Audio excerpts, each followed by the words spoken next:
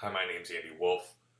I'll be talking today about circumferential acetabular labral reconstruction and how it provides equivalent improvement to labral repair despite greater initial severity of damage and unfavorable patient characteristics at 2-year follow-up. I'd like to thank my co-authors. These are my disclosures. Several studies have shown improved biomechanical stability, decreased friction, and decreased load to articular cartilage with intact labrum or reconstruction when compared with resection. Promising clinical results in small series, particularly in patients with osteoarthritis, have been reported. Previous studies have demonstrated relatively worse outcomes in patients undergoing revision procedures with higher Tonnis grades and who are older.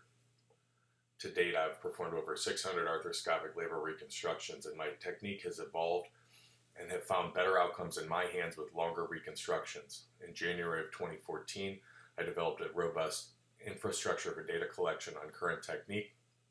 This study reflects those patients available for 2-year follow-up at the time of the abstract deadline for ISHA. This is my technique. This is a 25-year-old hockey player with severely damaged labrum.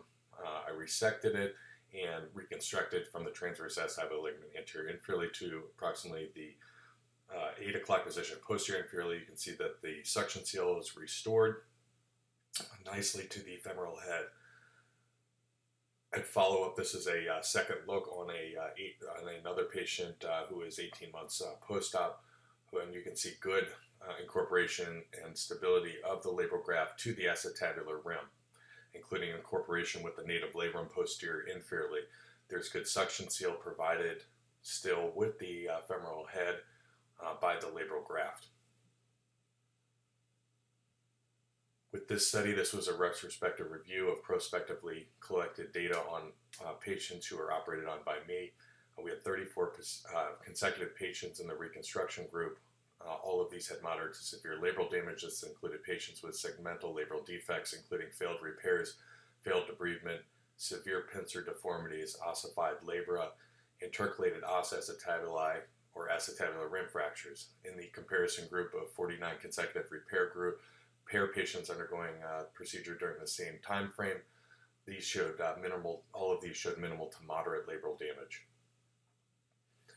These were the statistics we used. We defined failure as need for further surgery.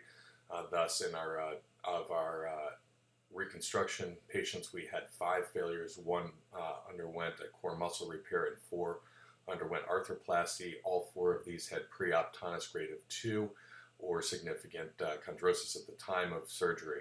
2 patients were lost to follow-up. In our repair group, we had 3 failures, including 1 core muscle repair and 2 conversions to circumferential labral reconstruction. The severity of the labral damage was evaluated in a separate side study, and we found that I could distinguish the labral severity with moderately good reliability, a kappa value of 0.66.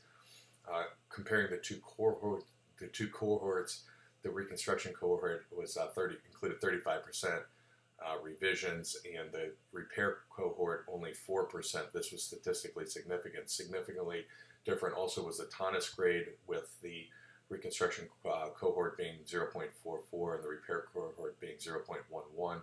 These was also significant.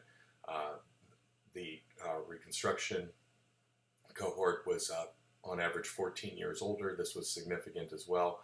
However, none of the outcome measures that we used were significant, had any significant difference, and you can see that they actually track very closely in terms of their delta. This is the IHA 12, the HOS ADL, the HOS Sport Specific, and the pain scores all improved very similarly.